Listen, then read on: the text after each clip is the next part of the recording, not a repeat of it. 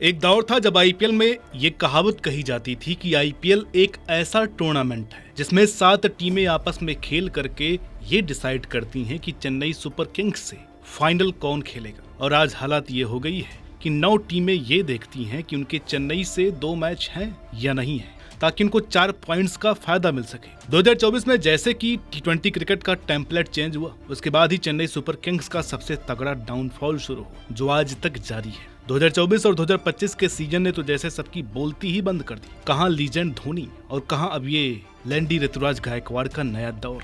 ऊपर से 2025 में जो तमाशा हुआ उसे तो फैंस याद भी नहीं करना चाहते। टीम अपनी हिस्ट्री में पहली बार पॉइंट्स टेबल में सबसे नीचे यानी एकदम लल्लू बन करके आखिरी नंबर पर रही। अब तो गली मोहल्ले से लेकर टीवी तक बस एक ही शोर है कि क्या आईपीएल की सबसे धाकड़ टीम का टाइम अब सच में खत्म हो गया है या फिर ये बस पिक्चर अभी बाकी है वाला सीन है। भैया, अगर चेन्नई के इस लंका लगने वाली कहानी को समझना है तो पहले उस सेटिंग को समझना पड़ेगा जिसने इन्हें फर्श से अर्श तक पहुंचाया था। चेन्नई का ये जो दबदबा था ना, वो कभी इस बात पर नहीं था कि उनके पास कागजों पर सबसे तगड़ी या एक्सप्लोजिव टीम थी, बल्कि असली खेल था तो वो सीएसके माइंडसेट।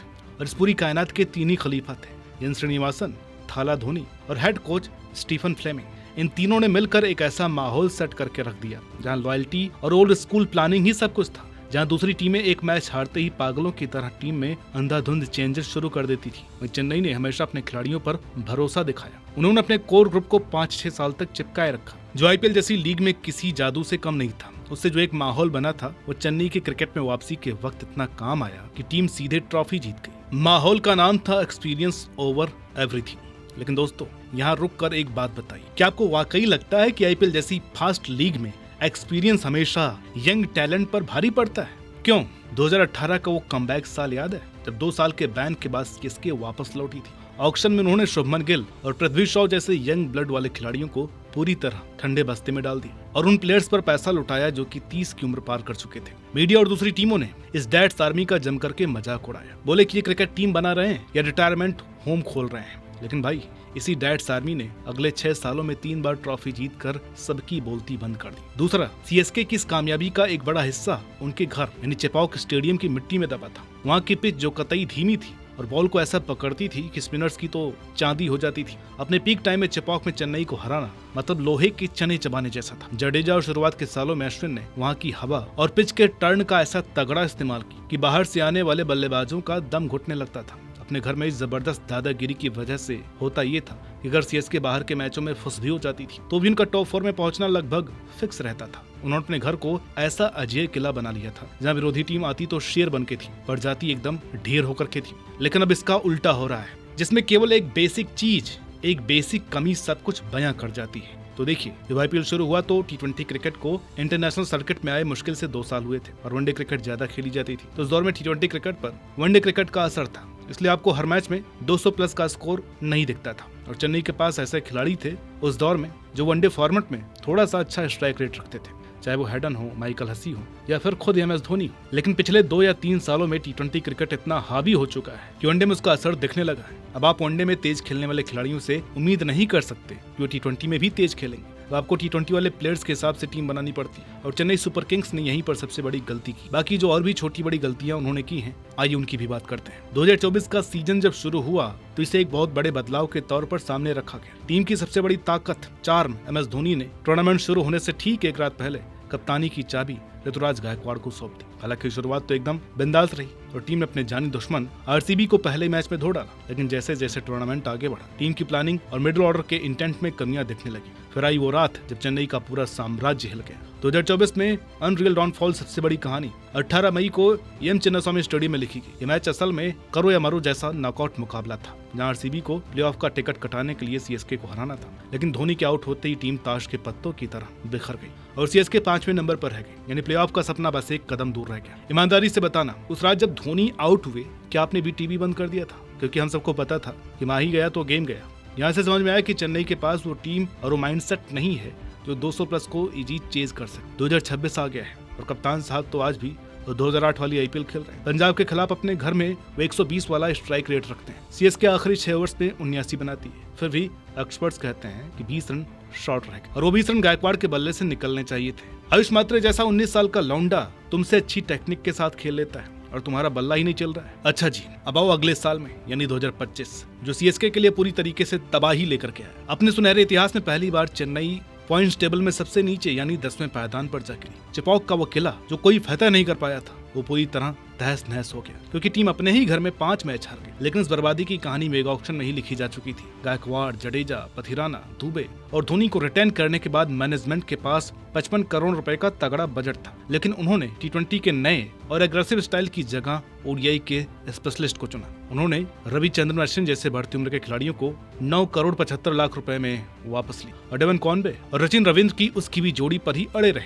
जो 220 प्लस वाले इस नए दौर के ताबड़तोड़ क्रिकेट में पूरी तरह फ्लॉप नजर आए। कप्तानी का झोल और चोटों ने रही सही कसर पूरी कर दी। ऋतुराज गायकवाड़ 20 सीजन में कोहनी की चोट की वजह से बाहर हो गए, जिसे 43 साल के एमएस धोनी को मजबूरी में वापस कप्तानी संभालनी पड़ी। हेड कोच स्टीफन फ्लेमिंग की फ्रस्ट्रेशन भी सामने आ गई जब उनसे पूछा गया कि क्या पुराने तरीके से क्रिकेट खेलना अब आउटडेटेड हो गया है, तो उन्होंने इसे एक फालतू सवाल बता दिया, जबकि बाद में उन्होंने चुपके से दबी आवाज में ही सही लेकिन मान ही लिया कि पावर हिटिंग के इस दौर में टीम खुद को बदलने में थोड़ी सी पीछे रह गई है। थोड़ी?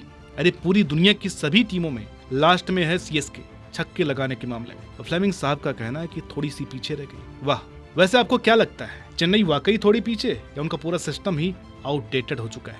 रुकिए, अगले 2 मिनट में जो आंकड़े मैं आपको बताने वाला हूँ उन्हें देख करके आपका सर घूम जाएगा। लेकिन अब सवाल यह है कि पावर हिटिंग के इस दौर में चेन्नई थोड़ी सी पीछे क्यों रह गई है? जवाब है उनकी सबसे बड़ी कमजोरी, उनका पुराना और जिद्दी अंदाज। 2024 और 2025 में टीम के डूबने की सबसे गहरी वजह ये थी कि आईपीएल में चल रहे 250 रन वाले माइंडसेट को ही अपना ही नहीं पाए। जब इम्पैक्ट प्लेयर वाला रूल आया तो हैदराबाद और कोलकाता जैसी टीमें बिना तो किसी डर के धुआंधार बैटिंग करने में उतर आई और लगभग हर दूसरे मैच में 220 का आंकड़ा पार करने लगी। और दूसरी तरफ चेन्नई अभी भी अपने पुराने ढर्रे पर चल रही थी कि पहले विकेट बचाओ, डीप लेकर के जाओ और आखिरी में तेज खेलो, जिसकी वजह से पाटा पिचों पर वो अक्सर बाकी टीमों से पीछे रहे। और यकीन नहीं होता तो आइए आंकड़ों से प्रूव करते हैं। पावर प्ले के आंकड़ों पर नजर डालें तो पहले तो 2025 और 2026 की शुरुआत में खेल एकदम से सुस्त नजर आता है। 2025 के सीजन में पावर प्ले के दौरान चेन्नई की डॉट बॉल परसेंटेज 42.66 रही, यानी जहां पूरी दुनिया पहले 6 ओवर में कूट करके रन बना रही थी, वहां चेन्नई का एवरेज पावर प्ले स्कोर सिर्फ 52.21 था, जबकि बाकी टीमें आराम से 61.40 तक पहुंच रही थी। सबसे ज्यादा हालात तो मैच के शुरुआती